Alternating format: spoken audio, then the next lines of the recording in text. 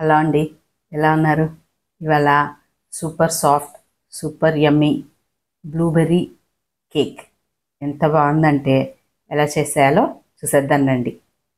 ఒక కప్పు మైదా పిండి తీసుకున్నాను, ఒక ముప్పావు కప్పు గోధుమ పిండి, దీనిలోకి ఒక ఫుల్ స్పూన్ బేకింగ్ పౌడర్, ఒక హాఫ్ స్పూన్ బేకింగ్ సోడా, ఒక పావు స్పూను సాల్ట్. ఈ మూడు కూడా ఈ పిండిలోకి వేసేద్దాం. బేకింగ్ పౌడర్, బేకింగ్ సోడా, ఇంకా సాల్ట్. ఈ మూడు వేసేసి మనము వీటిని మొత్తం కూడా కలిసేలాగా ఒక్కసారి కలుపుకుందాం. ఇప్పుడు ఇంకో బౌల్లోకి ఒక హాఫ్ కప్ బటర్, దానిలోకి ఒక ముప్పావు కప్పు పౌడర్ చేసిన షుగర్, మిక్సీలో షుగర్ని పౌడర్ చేశాను. దానిలోనే కాస్త లెమన్ పైన తొక్కుని ఇట్లాగా కొంచెం చేస్తే ఆ ఫ్లేవర్ చాలా బాగుంటుంది. షుగరు ఇంకా బటర్ కూడా పూర్తిగా కలిసేలాగా ఒకసారి కలుపుకుందాము. ఇలా పూర్తిగా కలిసాక దీనిలోకి ఒక ఎగ్ వేయాలి. ఈ ఎగ్ కూడా మొత్తం దీనిలోకి ఫుల్గా కలిసేలాగా కలుపుకుందాం.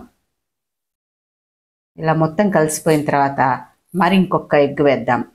దీనిలో టోటల్ 2 ఎగ్స్ వేస్తున్నాం మనం. ఫస్ట్ ఎగ్ ఒకటి కలిసిపోయిన తర్వాత రెండో ఎగ్ కూడా వేసి ఇది కూడా ఫుల్గా క్రీమ్ అయ్యేదాకా కలుపుకుందాం.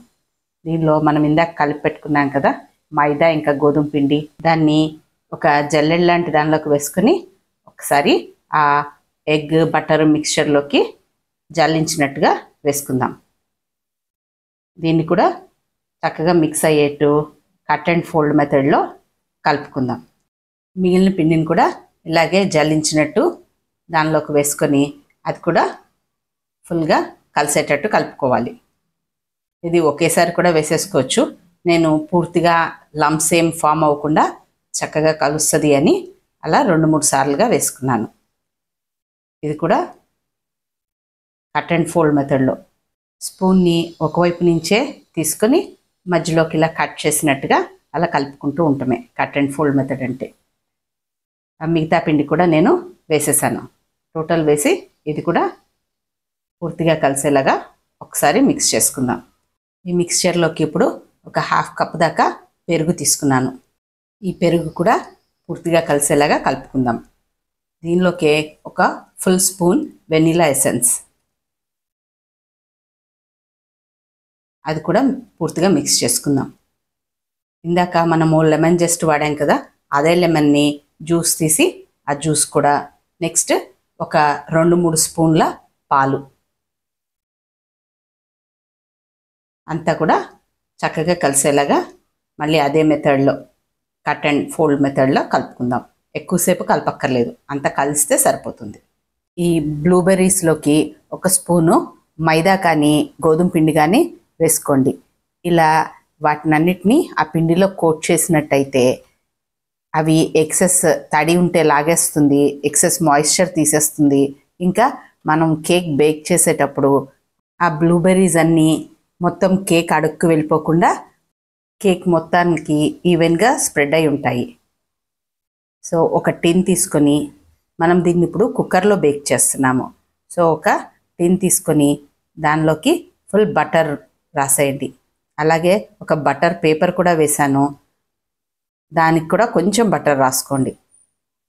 ఈ కేక్ మిక్స్చర్ మొత్తం దానిలో వేసేద్దాం.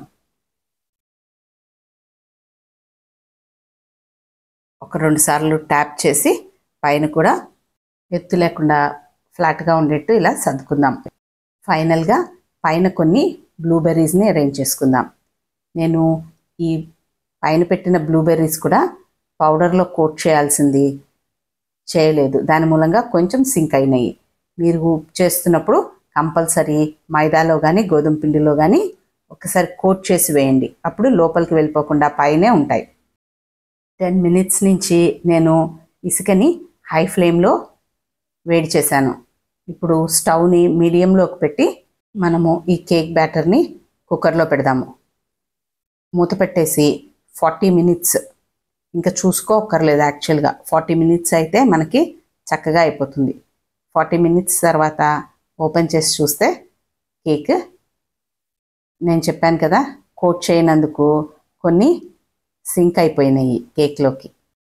అదే కనుక మనము మైదా కానీ గోధుమ పిండిలో కానీ అవి కోట్ చేసుంటే చక్కగా పైనే ఉండేవి. ఒక్కసారి కిందైతే పట్టుకోదు, మనం బటర్ పేపర్ వేసాం కదా, సైడ్స్ ఒక్కసారి నైఫ్తో ఇలా అనేసి దాన్ని ఒక ప్లేట్లోకి ఇలా బార్లింగ్ చేస్తే చక్కగా వచ్చేసింది. వావ్, భలే కలర్ వచ్చిందండి. 40 మినిట్స్ ఎగ్జాక్ట్గా ఉంచాను. క్రస్ట్ ఏది మాడిపోకుండా సైడ్స్ చక్కటి కలర్ వచ్చింది. ఇప్పుడు కేక్ టేస్ట్ చూద్దాం ఎలా ఉందో. కట్ చేస్తుంటేనే తెలుస్తుంది చాలా సాఫ్ట్గా ఉంది, చాలా ఫ్లఫీగా ఉందని. బ్లూబెర్రీస్ కూడా అన్నీ అడుక్కు వెళ్ళిపోలేదు, చక్కగా ఉన్నాయి మధ్యలో. టేస్ట్ అయితే సూపర్ అంటే సూపర్ ఉందండి. చాలా సాఫ్ట్గా ఉంది, చూడటానికి చాలా బాగుంది.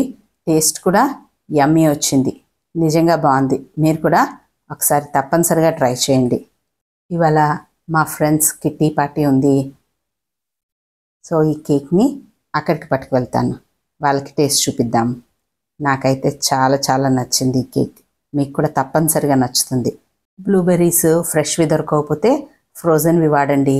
అవి కూడా లేకుండా అవి మైనస్ చేసి మిగతా కేక్ మొత్తం ఇదే ప్రొసీజర్లో చేయండి. నేను చెప్పిన పద్ధతి నచ్చిందా? నచ్చితే ఒక లైక్ చేయండి. Thank you.